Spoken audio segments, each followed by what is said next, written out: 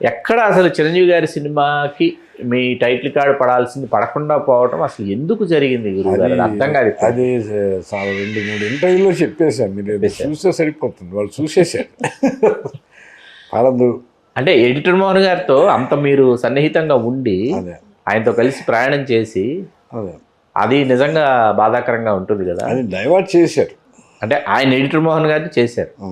Editor Mohan గారిని అసలు editor Mohan గారు నేనే రైటర్ని, డైరెక్ట్ ఎవడైనా సరే నేనే రైటర్. అవును, కానీ డైరెక్ట్ వచ్చాక నేను లేను, అది విషయం. అవును. మరి సుబ్బయ్య గారికి మీరు చాలా సినిమాలు అప్పటికి ఉచిత వైద్యం చేశారు కదా. అక్కర్లే, వాళ్ళకి ఎప్పుడు ఉచిత వైద్యం, రాజా పైకి రావడం ఇష్టం లేదు. ఓహో, వాళ్ళకి ఉచిత వైద్యాలే కావాలి కానీ పూర్తిగా మీకే ఆ విజయంలో భాగస్వామ్యం మీరు వహించడం అనేది ఇష్టం లేదు, ఉండకూడదు. అదేదో అంటారు, వాడు ఎదగకూడదు, వాడి ద్వారా మనం ఎదగాలి. అన్నీ చూసాం, ఇంకా వాళ్ళందరూ పెద్దవాళ్ళు అయిపోయినారు, అనవసరం. ఇంకా ఇప్పుడు నేను ఒకటి నమ్ముతా, ఇవన్నీ మనసులో పెట్టుకుంటే మనకు అనారోగ్యం ఎక్కువైతుంది. సీనియర్స్ అని చేస్తే వాళ్ళ పాప నాళ్ళే పోతాం, వదిలేస్తాం మనం, అంతే కదా. మనకెందుకు అనారోగ్యం, లేనిపోయిన అనారోగ్యాలు. వెళ్ళిపోయింది, సూపర్ స్టార్తో సినిమా చేయలేకపోయినా, వెళ్తే మిగిలింది, కానివ్వండి, వదిలేద్దాం. ఆ కోరిక రజనీకాంత్తో తీరిపోయింది కదా, కథానాయకుడు సినిమా. భగవంతుడు ఏది వదలడు, వీడికి రావాల్సిన అకౌంట్ వీడికి ఇస్తాడు, అంతే. అది ఆరోపణ వచ్చేసింది, అంతే. అది నేను నమ్మిందే జరిగింది. అంటే ఆ నిర్ణయం ఆ హిట్లర్ మలయాళం నుంచి తీసుకురావడం చాలా ప్రేమించాను నేను. మీరు ప్రేమించడం కానీ, మీరు అసలు మీకు పంపిస్తే అసలు 100% చిరంజీవి గారి ట్రాన్స్ఫర్మేషన్కి ఇది. అవును, నేను చెప్పాను. అది ఎడిటర్ మోహన్ గారు కూడా ఒప్పుకోవాల్సిన విషయం. అది నేను, మా మిస్సెస్ కూడా ఉంది, ఈ సినిమా చూస్తారా అండి అని. అతను మన కూడా మావాడే రాజా తనే వచ్చి క్యాసెట్ వేసి చూపెట్టాడు. ఫస్ట్ హాఫ్ చూడగా నేను ఫోన్ చేసి చెప్పేసాను, సార్ పెద్ద హిట్ సార్ ఇదమ్మా, సూపర్ హిట్ సినిమా చేయబోతున్నాను సార్. మళ్ళీ సెకండ్ హాఫ్ చూసిన తర్వాత ఇంక కన్ఫర్మ్ చేసుకోండి సార్, మనం బిగ్గెస్ట్ హిట్ సార్ ఇదమ్మా. ఈ వన్నం రెడ్డి వెళ్ళిపోగానే మా ఆవిడ అడిగింది, అప్పటిదాకా మాట్లాడకూడదుగా, సైలెంట్గా. ఆవిడ సినిమా సార్, ఏమండి ఇది చిరంజీవి గారితో ఇలా చూస్తారా, 4 చెల్లెళ్ళు. అయ్యో ఇదే మెయిన్, ఆయన కొత్త ఇది, ఆయనకి బ్యాక్ డ్రాప్ ఇది. ఆ ఫన్కి మమ్ముట్టి చేసాడు, అందులో తెగలనుకున్నాను మేము. అది చిరంజీవి గారు చేస్తే ఇంకా బాగా వస్తుంది, నీకు తెలియదు, చూడు సినిమా అన్న అయిపోయింది. వారం కాగానే ఒక రకంగా డైరెక్ట్ తెలిసింది, ఇంకో వారం కాగానే వేరే రైటర్ తెలిసింది. సినిమా సైడ్కి వెళ్ళిపోయింది. సరే, కొన్ని జరుగుతాయి అట్లా. ఒక ఇదంటారు చూసారా, ఒక ఛాలెంజ్ హృదయంలో అట్లా మిగిలిపోయింది. ఇప్పుడు మనం బాధపడాల్సి ఏదో పోయిందని చొక్కా దించుకొని జుట్టు పిచ్చుకునే అమాయకుడు ఏం కాదు నేను. నా బ్యాలెన్స్ ఆఫ్ బ్రెయిన్ నాకు ఉంటుంది. వదిలి పోయిన సినిమాలో ఇది ఒకటి ఫిక్స్ అయిపోయింది. మళ్ళీ ఒక నెల లోపల మళ్ళీ ఆయనే వచ్చాడు, ఒక వెర్షన్ కావాలని. నేను రాయనమ్మా, ఫస్ట్ ఫోన్లో మాట్లాడాను, రాయనంటే రాయను. చివరికి ఏదో నాకు బాధేసింది. ఆయన అంటే చాలా గౌరవం నాకు. ఆయన దుర్మార్గుడు కాదు, చాలా జెంటిల్మెన్.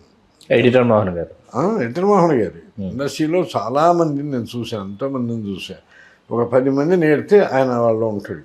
జెంటిల్మెన్ అనే, చాలా జెంటిల్మెన్. ఒకటే మాట మీద ఉంటాడు, ఒకే ఇదిలో ఉంటాడు, ఎవరిని హత్య చేయడు, అవమానపరచడు. పని ఎలా జరగాలో తెలిసిన వ్యక్తి, ఒక ప్లానింగ్ ఉన్న వ్యక్తి. నాకు ఇప్పటికీ ఆయన అంటే ఇష్టం. ఆయన తర్వాత చాలామందితో చెప్పుకుని బాధపడ్డాడు, నాకు తెలుసు. వాళ్ళు నాతో వచ్చి చెప్పారు, రాజాగారికి అనవసరంగా మనం దెబ్బ కొట్టేసాం, ఫస్ట్ ఆయన దించాము, ఆయన డిస్కార్డ్ చేసాం అని ఏదో ఫీల్ అయినాడు. కానీ ఆ టైంలో నాకు ఆయన మీద కొంచెం కోపం వచ్చినా ఇప్పుడేం లేదు నాకు, ఎందుకంటే అది పరిస్థితుల వల్ల అలా జరిగింది. కానీ నిజానికి ఆయన దుర్మార్గుడు కాదు. కొన్నింటికి ఆయన కట్టుబడాల్సి వచ్చింది అక్కడ, ఆయన చేతుల్లో లేదు పరిస్థితి. లేని పరిస్థితుల్లో ఆయన అట్లా చేశాడు. కానీ ఆయన అంటే ఇప్పటికీ నాకు ఇష్టమే. ఆ గౌరవం మనకి పోదు కదా, మనకు పోదు. ఆయన శాశ్వత దుర్మార్గుడు కాదు, వీళ్ళు తాత్కాలిక భయభర్త దుర్మార్గుడు వీళ్ళు. ఆయన ఏంటంటే పొరపాటున చేసిన ఇదంటారే, దాన్ని మనం అదే జీవితంలో నేనైనా చేస్తాను, ఎవరైనా చేస్తారు కదా. రాజా గారు రజనీకాంత్ గారి సినిమాకి రాయడం అనేది ఏ రచయితకైనా కళ. అలాంటి కళని సాకారం చేసుకున్నారు. ఇప్పుడు చిరంజీవి గారు మిస్ అయినా అక్కడ రజనీకాంత్ గారితో పూర్తి చేశారు. అవును. అది ఎట్లా నెరవేరింది? అది ఆటోమేటిక్గా వాసు గారు డైరెక్టర్, పి వాసు గారు. వాసు గారు డైరెక్టర్. సరే అనుకోకుండా దత్ గారు వీళ్ళు ఫోన్ చేసి పిలిపించారు. ఆ సినిమా మలయాళంలో మమ్ముట్టి చేశారు అసలు. మమ్ముట్టి చేశారు సినిమా. చూసి అందులో మమ్ముట్టి గారు గెస్ట్ ఆర్టిస్ట్. Guest appearance. 10 సీన్లు కూడా ఉండవు అందులో, ఒక పాట ఉంటుంది. అది నన్ను రాయమన్నారు. ఇంకా అక్కడ నుండి రజనీకాంత్ గారితో ట్రావెలింగ్ మొదలైంది. నేను ప్రేమించి ఆరాధించేవాళ్ళు రామారావు గారిని మహానటుడిగా ఆరాధిస్తాను నేను. అసలు మెయిన్గా అక్కినేని నాగేశ్వర గారిని తెగ ప్రేమించేవాడిని మీరు. అభిమానం, అసలు నేను నాగేశ్వర గారి అభిమానం అంతే. ఎవడు మీరు అన్నయ్య గారు అందరూ కాదు, మీరు అక్కినేని నాగేశ్వరరావు గారు అభిమాని. అన్నారావు గారి క్లాస్ కదా, చాలా టూ క్లాస్. అందుకని నేను మాసు కాబట్టి బయటపడ్డా. నాగేశ్వరరావు గారు అంటే ఇంకా మాకు అంతే. నాకు మా తమ్ముడు ఉన్నాడు సాయి అని, వాడైతే ఇప్పటికీ నాగేశ్వర గారు బొమ్మలు కట్ చేసి పెడుతుంటాడు. వాడికి 60 ఏళ్ళు, ఇప్పటికీ అట్లా పెడుతుంటాడు. కాస్త మెచ్యూరిటీ లెవెల్స్ పెరిగిన తర్వాత రామారావు గారి గొప్పతనం అప్పుడు మొదటే తెలుసు మనకి, ఒప్పుకోవాలి కదా. అందుకని రామారావు గారు ఆరాధ్య నటుడైనాడు, నాగేశ్వర గారు ప్రేమించే నటుడైనాడు, రజనీకాంత్ గారు అభిమాన నాయకుడు. అభిమాన నాయకుడు. నాకు ఆయనంటే ఎందుకో తెలియకుండా స్క్రీన్ మీద చూస్తే ఆయన స్టైల్, ఆ వైబ్రేషన్, అది వైబ్రేషన్ అండి. అది ఆ మూమెంట్ అలా తిరిగినా, ఎలా చూసినా ఏదో ఒక వైబ్రేషన్ తెలుస్తుంది ఆయనలో. అన్నీ చేయగలడు కదా ఆయన, స్టైలే కాదుగా, సెంటిమెంట్ చేయగలడు, ఫైట్ చేయగలడు, ఇంకోటి అన్నీ. అట్లా ఒక అభిమానం రన్ అవుతుండేది. రజనీకాంత్ గారిని చూడాలని అప్పుడు ఉండేది నాకు, కాలేజీ రోజుల్లో ఉండేది. అనుకోకుండా ఫస్ట్ నేను వచ్చినప్పుడు 88లో కార్లో కూర్చొని సీన్ రాసుకుంటున్నా ఏఎం స్టూడియోలో. ఒకడు వచ్చాడు, మా కోడైటర్, సార్ రజనీకాంత్ గారిని చూస్తారా మీరు అన్నాడు. ఎక్కడున్నాడు అన్న? ఇక్కడే ఉన్నాడు సార్. ఎక్కడంటే నేను సిగరెట్ తాగుతూ కార్లో కూర్చొని రాసుకున్నా, అక్కడ ఉన్నాడు ఆయన చెట్టు కింద. ఎవరు అనుకున్నా నేను ఆయన ఎవరో అనుకున్నారు మీరు? అనుకుని నేను సిగరెట్ తాగుతూ రాసుకుంటున్నా. ఆయన గార్డేజ్ చేసుకొని ఒక రబ్బరు చెట్టు లాంటిది ఉంటుంది నీడ, అందులో కూర్చొన్నాడు. అంటే రజనీకాంత్ గారు ఇక్కడే ఉన్నారు రండి అన్నాడు. ఎవరని ఇంకా ఇటు దిగి సిగరెట్ పడేసి నేను తీసుకొచ్చి అతను పరిచయం చేసుకున్నాడు. రఘు అని, ఊరుగంటి రఘు అని, రాఘవన్న గారు కూడా అతను పరిచయం చేసుకొని ఫస్ట్ నేను రాఘవన్న గారు కూడా అవుతున్నానండి, నేను రాజాగారు మరుసటి రాజాగారు రైట్ ఉన్నా కానీ లేచినప్పుడు నమస్కారం పెట్టి పెట్టగానే నాకు ఏం మాట్లాడదో తెలియక, సార్ నేను వచ్చిన అంతంలో నేను ఇంకా మరో చరిత్ర పార్టీ యాచ్ సార్, అది నాకు తెలుగు వచ్చు సార్, నా ఫస్ట్ సినిమా తెలుగే కదా అన్నాడు. అంతులేని కదా తెలుగు సినిమా, ఫస్ట్ సినిమా తెలుగే కదా సార్. కదా సార్ అన్న, ఒక 10 నిమిషాలు మాట్లాడుంటారు. ఇక్కడ ఏం చేయరు, ఆ ఫ్లోర్ అంత దూరం ఉంది. నాకు అర్థమైపోయింది ఆ ఫ్లోర్లో వాళ్ళు అక్కడ నుండి కేకేస్తే వెళ్ళిపోయేటట్టున్నాడు ఈయన, మనిషి రాక్కర్లా. వెనక వీళ్ళెవరు లేరు, ఉంటారు కదా బౌన్సర్స్, అలాంటి వాళ్ళు ఎవరు లేరు, బౌన్సర్లు, బాడీగార్డ్లు ఎవరు లేరు, మేకప్ బాక్సులు ఎవరు లేరు, కింద పడే చెమట పట్టుకోవడానికి వాళ్ళు,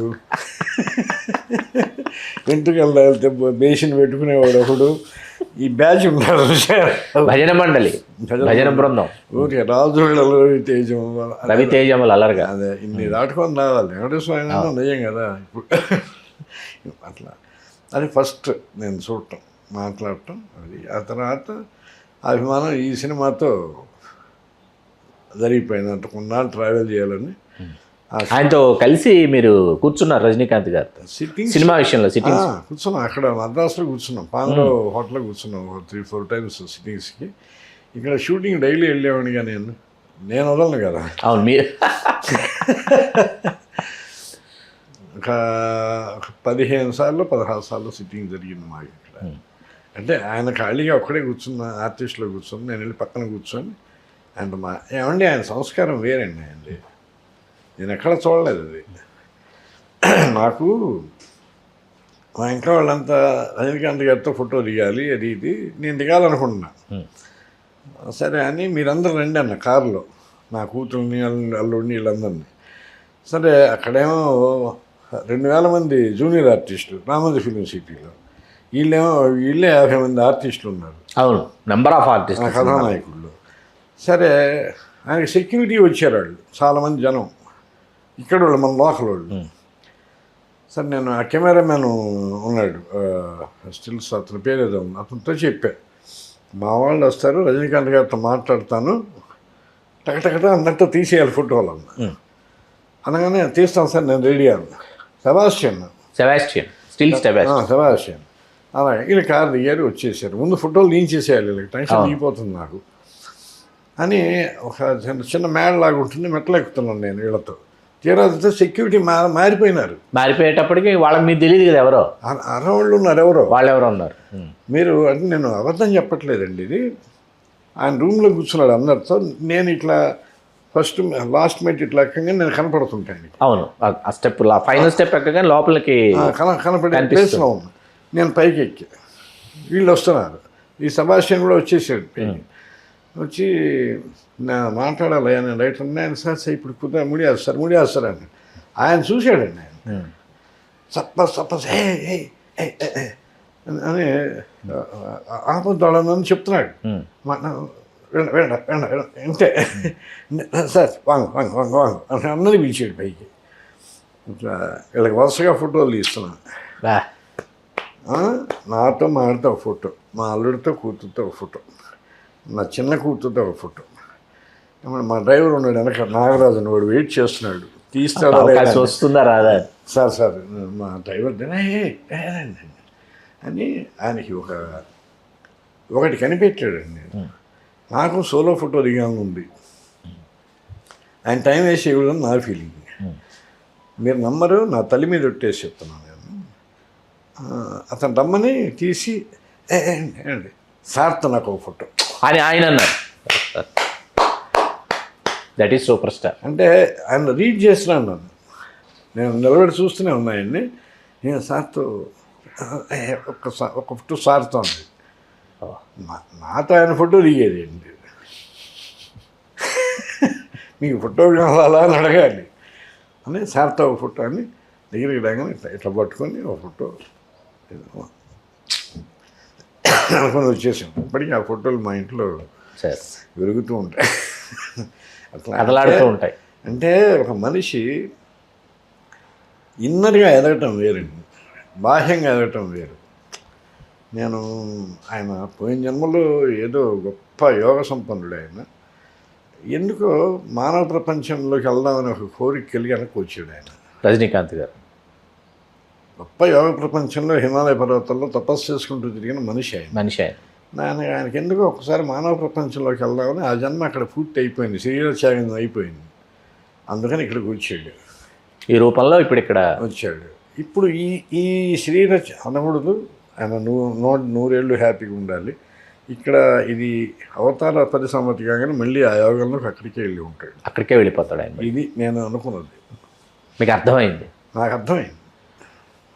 రాజా గారు, మీ పూర్వపు రచయితల్ని కాసేపు మనం పక్కన పెడితే, మీ తర్వాత రచయితల్లో అబ్బా అద్భుతంగా రాస్తున్నారే అని అనిపించినటువంటి రచయితలు భలేగా రాస్తున్నారే ఆహా అని మీకు అనిపించిన వాళ్ళు? అన్ని పలానా రైటర్ అని మనం అంటే నా తర్వాత రైటర్స్ వీళ్ళంటే వాళ్ళు ఫీల్ అవుతారేమో. మీ తర్వాత తరం అనుకుందాం కాసి. అదే అది మీరే చెప్పండి ప్లీజ్. అంటే చాలామంది ఉన్నారు, వాళ్ళు నా పూర్వపు రైటర్స్ అనడానికి లేదు, నా తర్వాత రచయితలు అని వీళ్ళని అనడానికి లేదు. నాకన్నా నాతో పాటు రాసిన 1-2 సినిమాల వాళ్ళు ఉన్నారు, అది క్యాలిక్యులేటెడ్గా నేను చెప్పలేను. ఇది వేరే విషయం, నిజంగా చెప్తున్నాను నేను. నా తర్వాత ఎవరెవరు ఉన్నారు వాళ్ళ పేర్లు తలుచుకుంటే ఇప్పుడు వాళ్ళందరూ ఇప్పుడు త్రివిక్రమ్గా నాకన్నా తర్వాత వాళ్ళు కదా, అంతే. అతను తిరుగులేను రైటర్ కదా, అది దాని గురించి చెప్పేది ఏముంది ఇంకా. అది ఒక అట్లాగే కొంతమంది పేర్లు చెప్పడానికి నాకు టెన్షన్. సాయిమాధవ్ కూడా నాకన్నా ముందే సీరియల్స్ రాస్తున్నాడు ఆయన, నా తర్వాత అని చెప్పాలా? అవునా అనుకుంటున్నా నేను. ఆయన అట్లాగే గొప్ప రైటర్ కదా. అట్లా అంటే ఇప్పుడు నేను గుర్తు చేసి చెప్పకపోతే మిగిలిన వాళ్ళు ఫీల్ అవుతారండి. ఇంటర్వ్యూ తర్వాత నేను ఎక్కడైనా కనపడితే వాళ్ళు సీరియస్గా చూసి వెళ్తుంటారు. ఎందుకు వీళ్ళని సీరియస్గా చూశారంటే వాళ్ళు ఇంటర్వ్యూలో వీడు చెప్పలేదని. అంటే పేర్లు గుర్తు రావట్లే నాకు. హలో, తెలుగు రాజ్యం ఛానల్ చూస్తున్నారా? సామాజిక రాజకీయ జీవన చిత్రణే తెలుగు రాజ్యం. అతిశయోక్తులు అసత్యాలు ఉండవు. రాజకీయ కోణం కాదు, ప్రజా కోణమే కొలబద్ద. తెలుగు రాజ్యం వీక్షణ మీ ఉత్తమ అభిరుచికి నిదర్శనం.